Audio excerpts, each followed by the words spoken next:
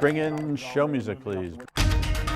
Hi, I'm CNBC producer Kramer. Today on Squawk Pod.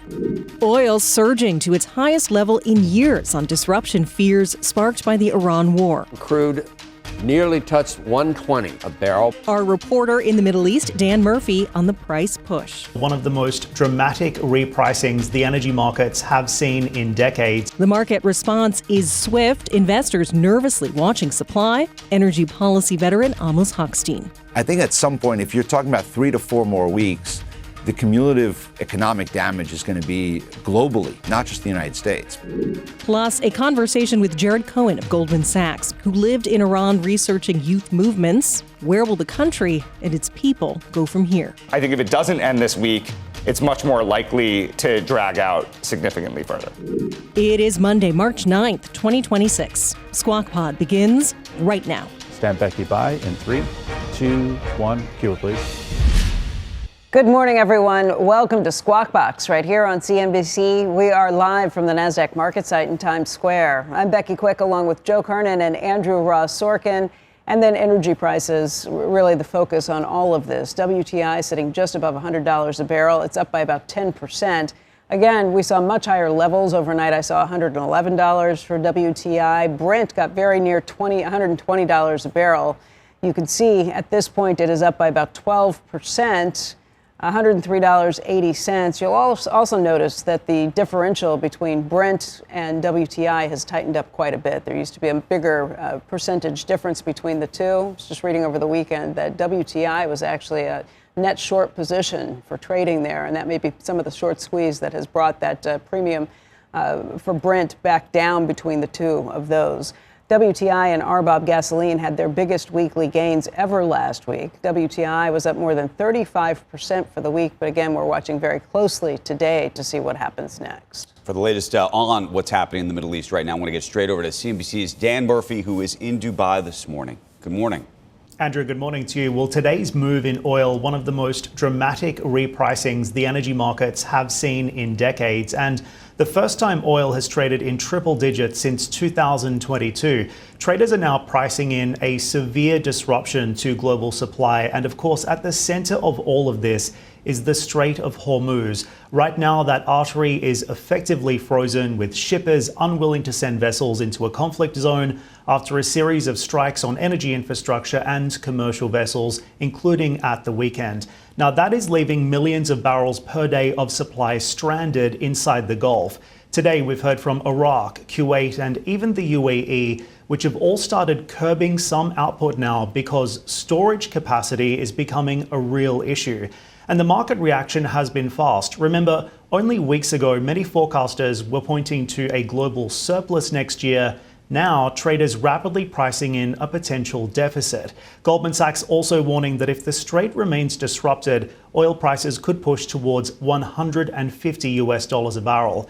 Europe also now watching this very closely. G7 finance ministers now reportedly even weighing a coordinated response to the oil shock by releasing strategic reserves. It is the most significant threat to global supply since Russia's invasion of Ukraine, and if it drags on, it could very quickly change the color for the global growth and inflation outlook through the course of this year as well. Andrew? So one of the things that there seems to be even an additional fear on top of this about is how this is affecting China. And thus far, obviously, China has remained uninvolved in this scenario, but there seems to be chatter about if things continue apace this way, whether they could somehow decide at some point to get involved. It's a key question at this point. Of course, China and Iran have been very close associates, not just politically, but also economically. China is the primary buyer of Iranian crude. And while that supply is being curtailed, it is pretty clear that policymakers in Beijing have been suggesting that they will not hold back on their relationship with Iran. So whether or not we see additional support, be it militarily, financially, or otherwise, is a big question mark in these markets at the moment as well. What's also interesting is what's happening inside Iran as well. We've just seen this really significant transition in Tehran that also suggests perhaps the road ahead here is going to be very long as well. No doubt you've seen Mojtaba Khamenei, the son of the late Ayatollah, has been revealed as the new supreme leader. It's a move that essentially signals one thing to the markets, and that is hardline continuity as well. No change with the relationship with China and no change in the stance towards the United States as well. Back to you. And then in terms of just containers, obviously the biggest issue is, where do you put all of this supply, to the extent that there's going to be a separate issue at some point? Where is that conversation going? Well, the constraints around supply are really concerning at the moment. And indeed, the storage conversation is a growing risk too. What we're seeing is these major producers in the Gulf being forced to shut production in, because the reality of the situation is you can pump the oil out of the ground, but if you have nowhere to export it, then it has to be put into storage. At the moment, the estimate is we have about 25 days worth of storage remaining. That is 25 days until the storage capacity of the region is full. So, of course, we are seeing producers already scaling back some production.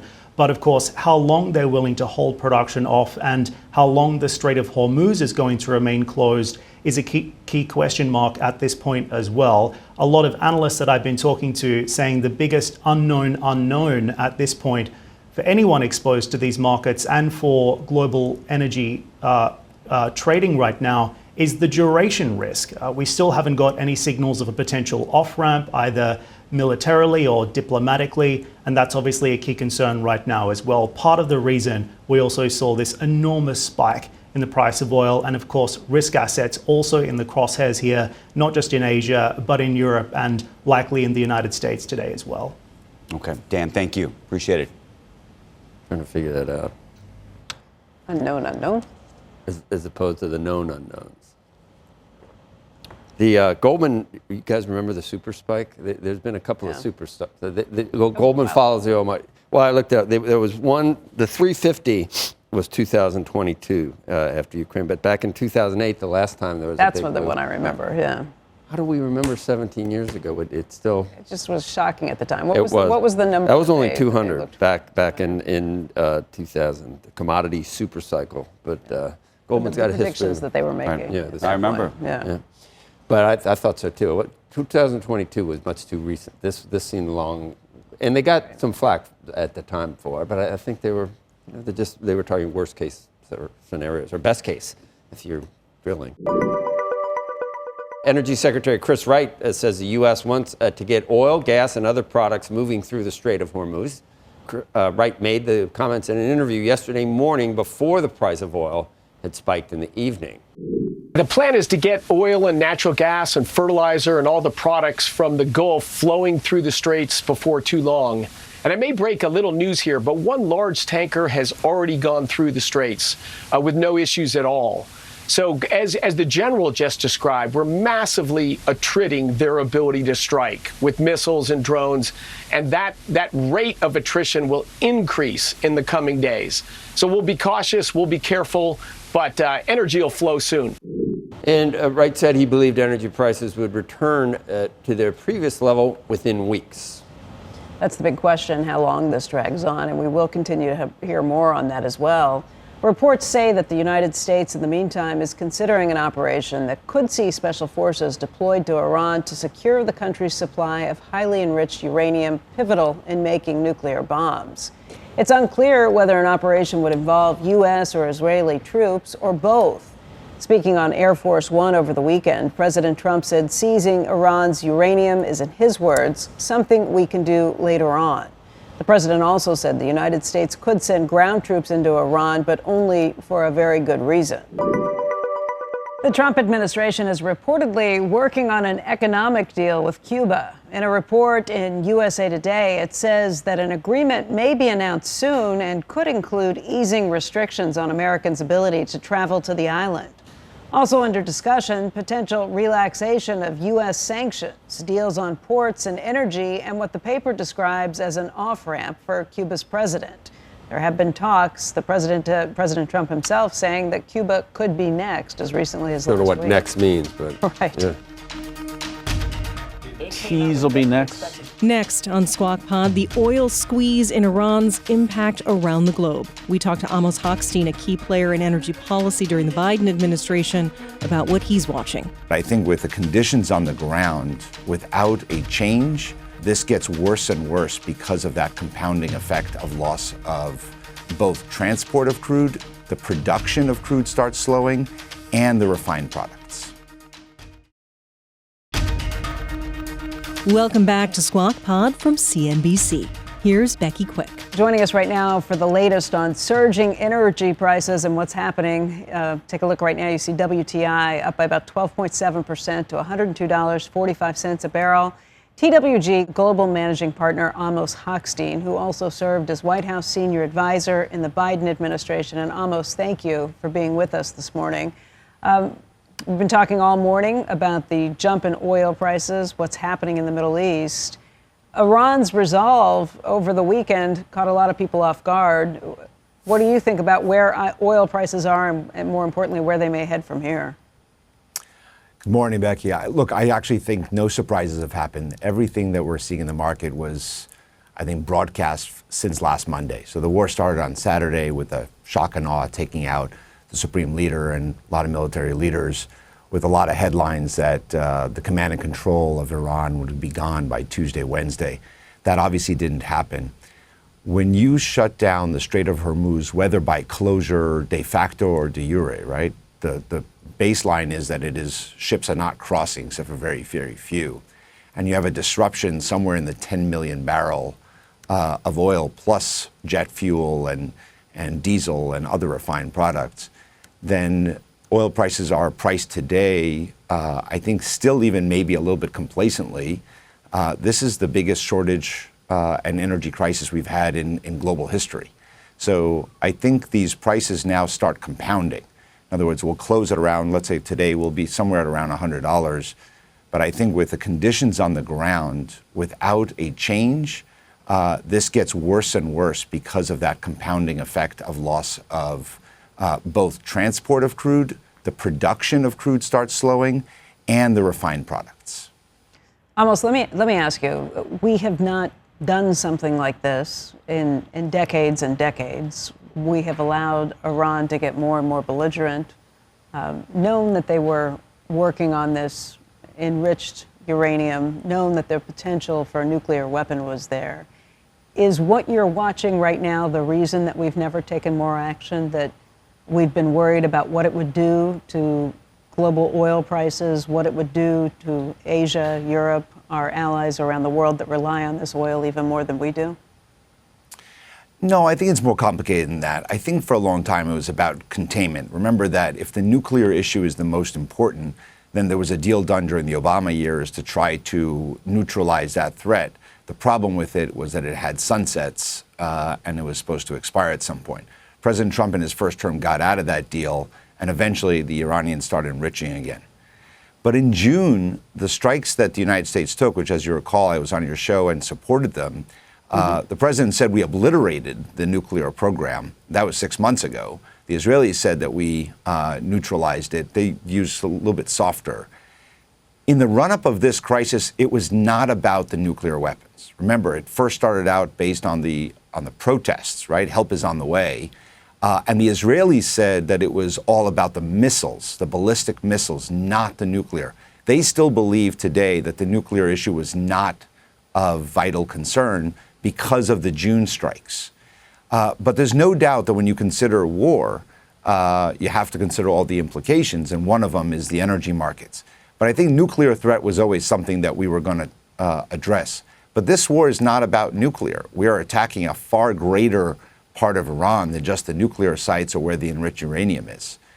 This is about much more about attacking the regime itself and taking away its capabilities to restore itself. Let's start with where we are now. What's already taken place over the last week and a half, or 10 days? What do you see as being the way out of this? The way what objectives can and should be met? What is the off-ramp, if there is one? How do you see this playing out? Look, I think right now, over the next few days, you're going to see intensifying strikes against Iran by both Israel and the United States. Although at the beginning of the war, the first several days, the U.S. was the lead as far as the number of strikes. Today, that has flipped, and Israel is doing far greater percentage of the strikes than the United States. Where do I think it goes? Look, Iran has been disrupted.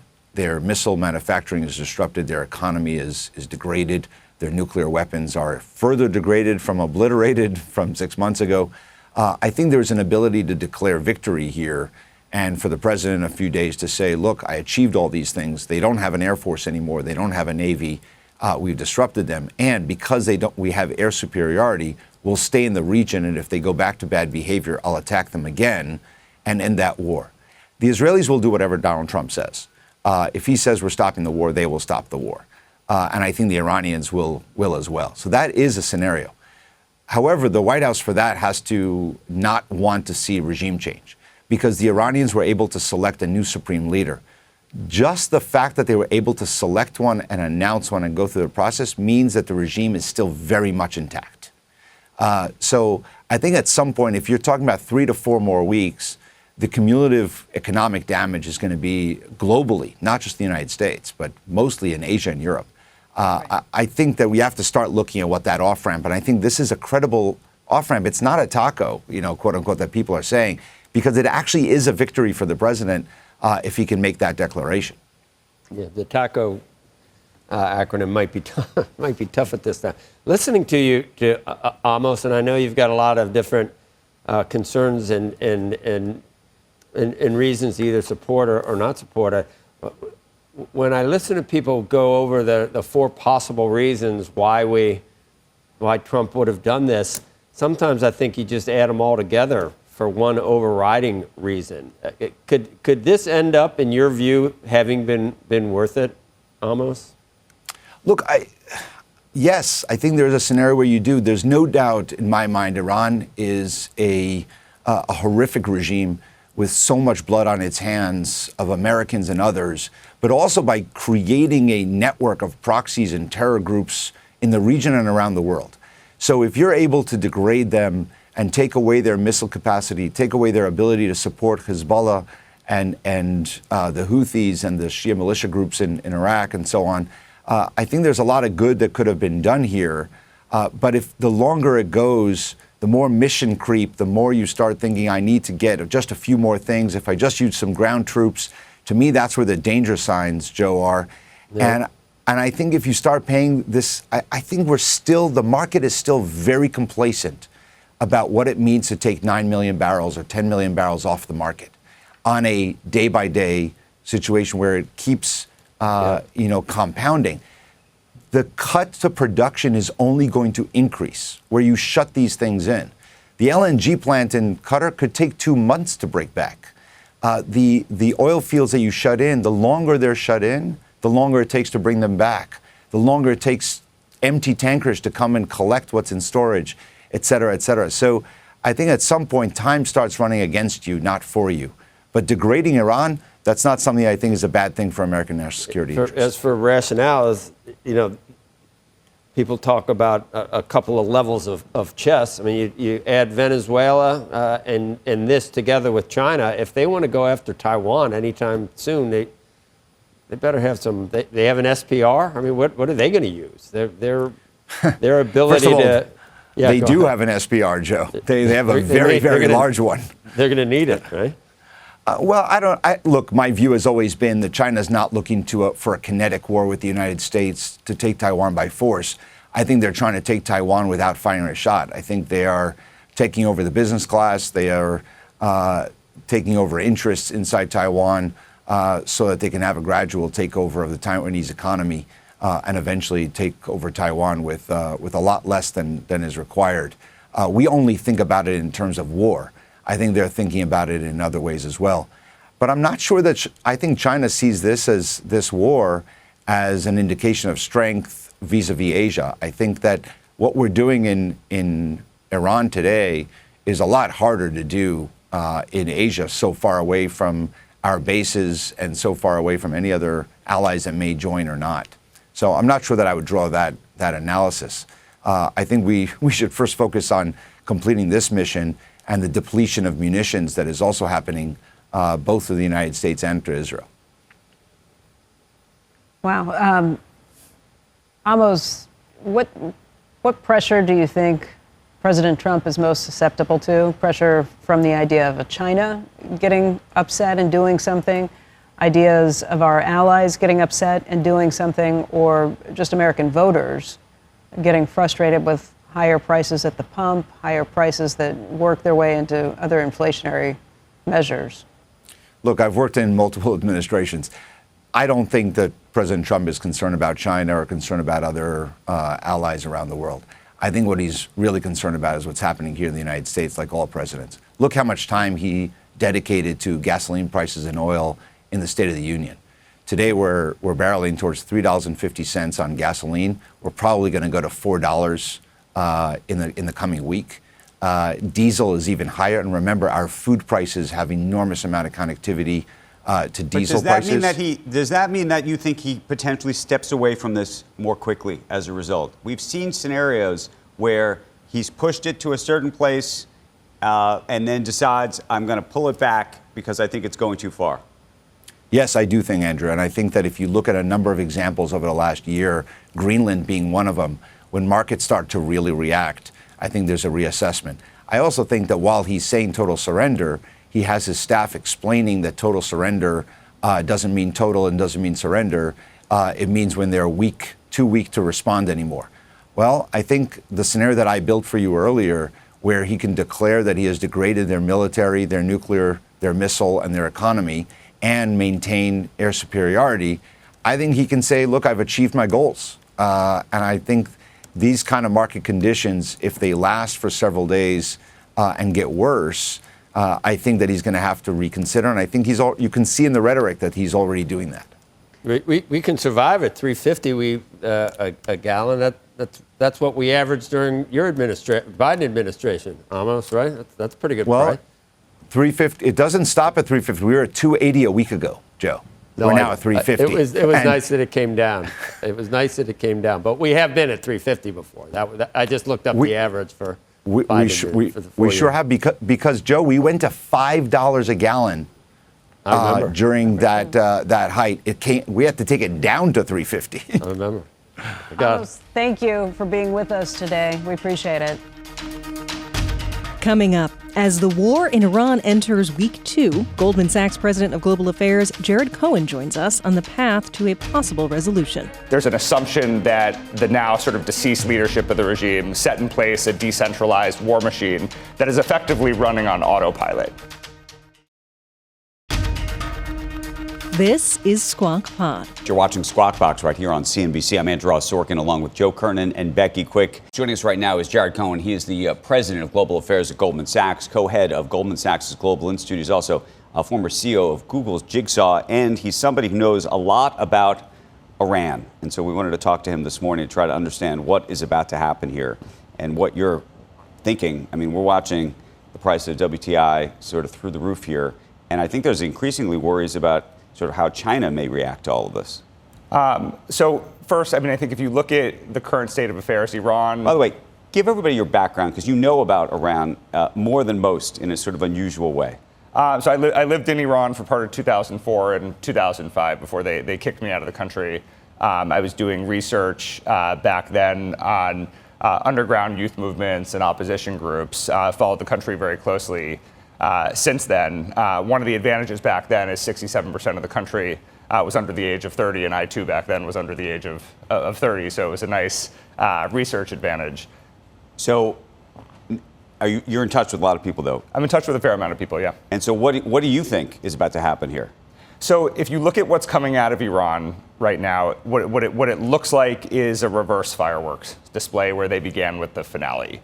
And I think part of what's confusing to people is, on the one hand, you have sort of a centralized leadership in Iran that can't communicate with each other, can't congregate. The assembly of experts that chose the new supreme leader did a virtual meeting for the first time in history. But what's really going on behind the scenes, what I hear from a lot of my contacts, is that there's an assumption that the now sort of deceased leadership of the regime set in place a decentralized war machine that is effectively running on autopilot. So people keep assuming that this will play out the way it played out in the past, which is the U.S. continues surging military activities with Israel, decides it's done at some point. The Iranian regime translates that as capitulation to its own people, and everybody gets on with it. This time around, there's no leader in Iran that has the authority, the information, and the access to that decentralized machine to guarantee cessation of hostilities. And so it's not clear to me what the off-ramp looks like until that autopilot effectively runs out of batteries. And you think it runs out of batteries in how long? So if this idea of the fireworks show, you said that was the finale first. So you think they've spent all of their fireworks? Well, so I think the question is, why do a reverse fireworks show at the beginning? I think that this became increasingly clear at the beginning of last week, which is one, if part of that finale is a significant amount of ballistic missile capability, you need to get a lot of that out the door before the launchers get preemptively attacked. So you've seen that undertaken. But the Iranian regime, which has been very active in the war between Russia and Ukraine, understands how drone warfare has changed the battlefield. And they've actually watched firsthand as both Russia and Ukraine have built the multi-layered defense systems against drones. Those multi-layered defense systems didn't exist in the Middle East, where the defenses were largely architected for the occasional drone or the occasional ballistic missile coming from the Houthis or somewhere else. And so the reason to start with the finale is to overwhelm the interception capability, where the cost ratio is 200 to 1. The good news is we are likely pretty close to through that potentially catastrophic first phase, where you have missile math problems, where the barrage of missiles overwhelms the interception capability to the point where they can't replenish. We're not completely through it yet, but the number of drone attacks are down 90%. The number of ballistic missile attacks are down more than 80%. So we now go to kind of phase two of this. Phase two of this, I would argue, is less potentially catastrophic, but maybe more emotional, because you start to get into the asymmetric shadow war. And so if you want to think about what this kind of, quote, autopilot and this decentralized... What does that mean? So it's a function of what are Iran's domestic, regional, and global capabilities. So we've already seen them, venture into some areas. They hit data centers for two of the hyperscalers in the UAE, which kind of gets right at the core of a big hypothesis and the manifestation of that country's ambitions. You saw them hit a desalination plant in Bahrain. This is a huge, huge issue in both the UAE and Saudi Arabia, but also Qatar and Kuwait. Other things that they could do, they could cut some of the undersea cables in the Red Sea. The Houthis have been very quiet, haven't done anything in the Red Sea. A lot of my contacts in the Horn of Africa have been very confused about this and very worried about it. Of the 17 undersea cables that go through the Red Sea, that carries more than 90% of the Europe to Asia internet traffic. So in terms of the Strait of Hormuz, which seems to be the central point here of contention right now, how long do you think it can remain closed, and how safe would it be to open it? Yeah. Well, first of all, a point of history here. I wrote my dissertation on the Iran-Iraq war. That was the closest until now that the Strait of Hormuz ever came to shutting down, completely. And at that time, the U.S. sunk half the Navy and shot a civilian aircraft down, and it still didn't close. So the problem you have here, 45% of Iran's oil comes through the Strait of Hormuz, 20% of total oil consumption worldwide. By the way, you also have a third of the world's fertilizer that comes through there. Saudi Arabia is not just the Saudi Arabia of oil, they're also the Saudi Arabia of fertilizer. And until drones and missiles stop flying in the air, even as a one-off, no matter how much you offer to subsidize the insurance costs of ships or escort the ships at enormous cost, you're just not going to see LNG reactivated through the Strait. You're not going to see large quantities of oil reactivated through the Strait. And so that, to me, is where it connects back to the autopilot piece of this, because nobody really knows what comes next in this decentralized war machine, because it's not being centrally managed. Okay, so now I want to add China to your story. Yep. What do you think China is thinking as all of this is playing out? Well, doing sort of armchair psychology of Beijing is always difficult, but if we just look at the facts, it was already the case that they took a hit from Venezuela in terms of access to their energy resources. I would argue Iran is much more important from an energy perspective. 80% of all of Iran's seaborne exports in terms of crude go to China. That's roughly 1.35 to 1.45 million barrels a day. That's somewhere between 13 to 16% of China's total seaborne crude imports. So it matters. That being said, you've seen China be very quiet, not just in terms of actions, but in terms of rhetoric. But look, if you think about geopolitics and markets, things don't really happen in isolation anymore. I think the market, when it gets microdosed with geopolitics, tends to build a degree of immunity to it, and the market tends to ignore how one geopolitical event over the course of many months and years impacts another geopolitical event. And of course, you're thinking about the Taiwan Strait, the South China Sea, the East China Sea. So Jared, is there any way we can degrade the ability for Iran to put down internal protests? And the people you talk to, don't they want to get back out on the streets at this point? But the guns are still pointed at them, aren't they? Look, the Iranian people have been protesting as long as I've been, going all the way back to when I traveled there. The problem is every generation forgets the massacre against the previous generation. You had the Green Revolution, you had the protests in 1999, you had the Green Revolution in 2009, you had another significant protest a decade later, and they just killed 32,000 people. The people are reluctant to go to the street in the face of a regime fighting for its survival that just killed at least 32,000 of them. Now, one of the things that I would just sort of... The existing regime has been saying that we are going to make sure we take anybody down. And it's not worth it to them, right? I mean, they've seen this play before. And the problem that Iran has had, and this is the problem it had when I was there in 2004 and 2005, the population overwhelmingly dislikes the regime. It's actually a pretty secular place. Only 3% of Iranians go to Friday prayer. They can all tell you what they don't want.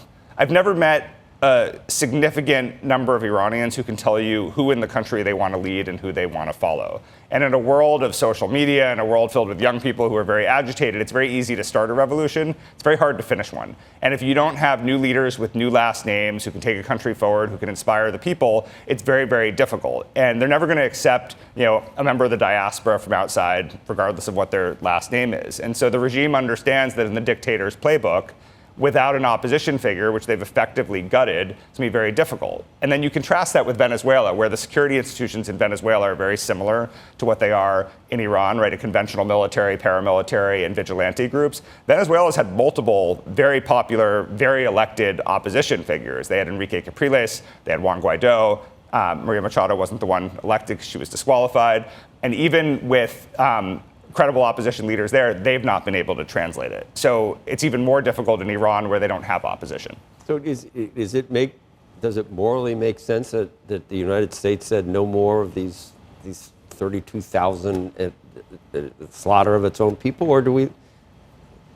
I'm trying to figure out how long you let that go, and then maybe throw in the nuclear threat down the road preemptively. Well, I think they're not letting it go, right? I mean, I think that this is is that good? Is it good that this happened? Because we could get bogged down again, and that there's no appetite among the American people. We could get bogged down, although you see a lot of analogies being made to Iraq. I actually don't think that's a correct. The Iraq analogy is a correct one. I think it's a dangerous one. Iraq is a very sectarian country, very non-secular country. I spent a lot of time there as well. Iran is 90+% Shia, as I mentioned. But only 3% go to prayer. Only 3% go to prayer, so pretty secular. It's ethnically diverse, right? 60% Persian, roughly 16% Azeri, and then a sprinkling of Kurds, Baluchis, Lurds, and Turkmen and others. But there's not a recent history of modern ethnic violence in the country, and so I don't have the same fears in Iran that I have in Iraq. I do have a fear that if the people do come out in large numbers,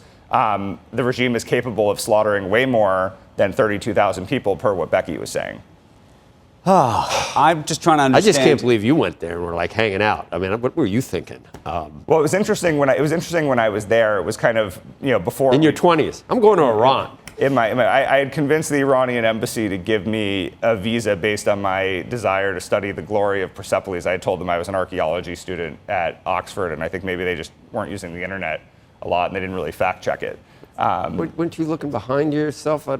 Did you sleep well? I did sleep well, yeah. It was. Can I just go back to one question? Yeah. Because I imagine all of the clients at Goldman Sachs are calling you over the weekend or last week and saying, what about the price of oil? How long does this stay elevated? Does this actually come down? The president said that this is all going to end quickly and then the price will come down quickly. Maybe that's true, maybe it's not. What do you think? Well, I go back to, this shadow asymmetric phase that we're now in, and not to keep repeating myself, but we don't know how much battery life is left in the autopilot. I listed some of the things that could happen.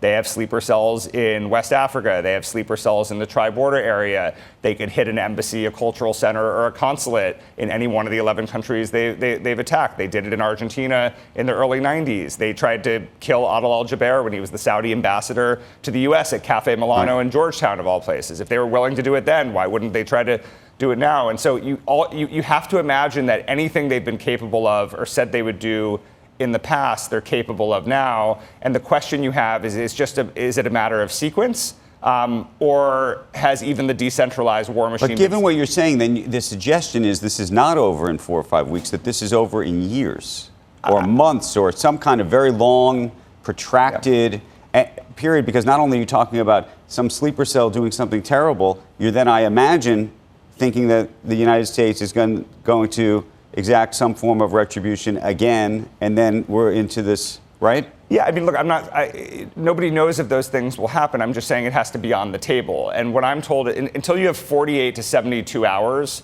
of nothing new happening in terms of a new type of escalation, it's hard to be optimistic that there's an off-ramp on the table. When you get that 48 to 72 hour window where there's no new escalation, you can conclude that the autopilot's battery is sort of faint, but it's sort of like the FARC still fighting in Colombia in the jungle. It doesn't really matter anymore. So we just haven't reached that point yet. This could last a week. It could last months. I think if it doesn't end this week, it's much more likely to drag out significantly further. Okay. Jared, thank you for coming in this morning. Appreciate it. Thanks. Especially on this morning. And that is Squawk Pod for today. Thanks for listening. Thanks for starting your week with us. Squawk Box is hosted by Joe Kernen, Becky Quick, and Andrew Ross Sorkin. Tune in weekday mornings on CNBC at 6 Eastern to get the smartest takes and analysis from our TV show right into your ears. Follow Squawk Pod wherever you get your podcasts. We'll meet you right back here tomorrow. We are clear. Thanks, guys.